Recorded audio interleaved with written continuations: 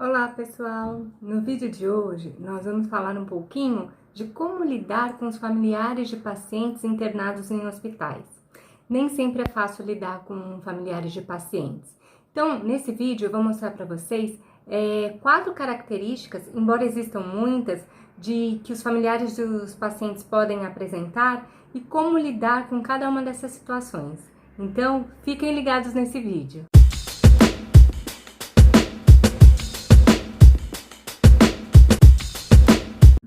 Nós vamos começar com as características desses familiares, tá? Não existe uma característica padrão desses familiares, até porque o ser humano ele é dotado de complexidade e subjetividade. Porém, eu vou enfatizar 4 comportamentos mais comuns que eu me deparei nas unidades hospitalares em que eu trabalhei, tá?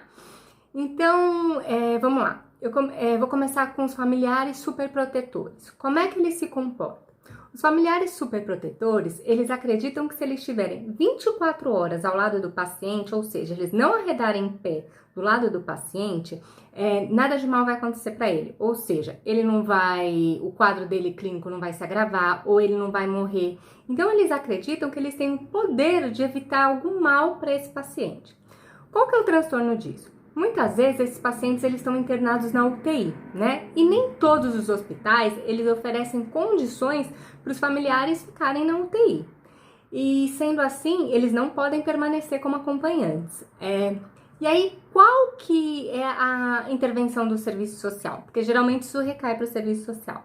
O serviço social pode chamar esse familiar, né? Acolher, dizer que é super solidário a ele, né, que entende o que esse familiar está passando, porém, explicar que o hospital não oferece infraestrutura para que ele permaneça, porque ele coloca a sua vida em risco e a do próprio paciente, tá?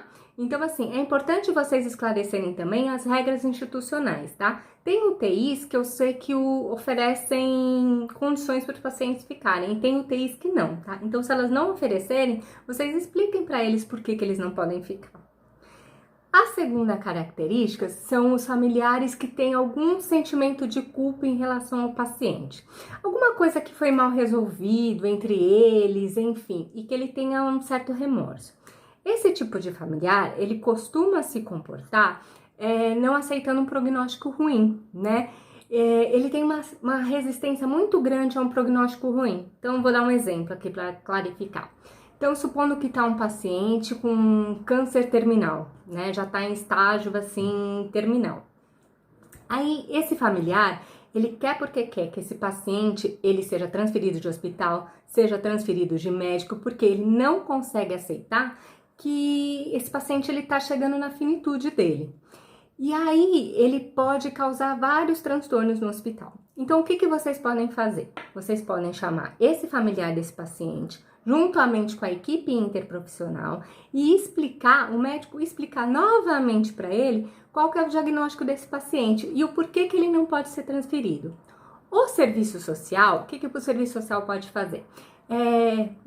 Esclarecer para esse familiar que nenhum direito desse paciente ou nenhum direito desse familiar está sendo infringido. Apenas ele não tem condições mais de ser transferido, porque pode ser até muito mais perigoso, né? E pode também tentar sensibilizá-lo sobre o apoio da psicologia, né? Chamar a psicologia também para essa reunião e sensibilizá-lo sobre a importância do apoio psicológico que ele está precisando nesse momento, tá? O terceiro tipo de familiar que a gente pode se deparar são os familiares que têm vínculos rompidos. Então, esses familiares, geralmente, eles apresentam muita mágoa, muito ressentimento desses pacientes, e aí eles acham que eles não têm que cuidar, que não porque eles foram abandonados pelo paciente, ou porque brigaram, tem muito ressentimento.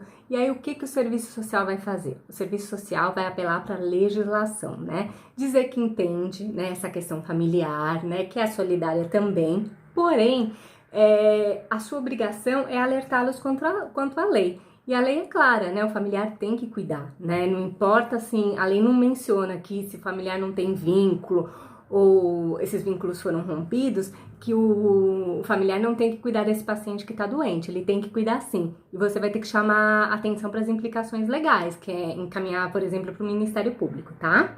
Então, eles têm que estar cientes disso. E o quarto tipo de familiar que eu mais me deparei são aqueles familiares que estão mais conformados, ou seja, que têm uma boa relação com o paciente, que sempre tiveram uma boa relação com o paciente e aceitaram, embora estejam sofrendo muito, mas aceitam o prognóstico que às vezes é muito ruim, né? Então, para esse tipo de familiar, o que a gente faz? A gente acolhe, né?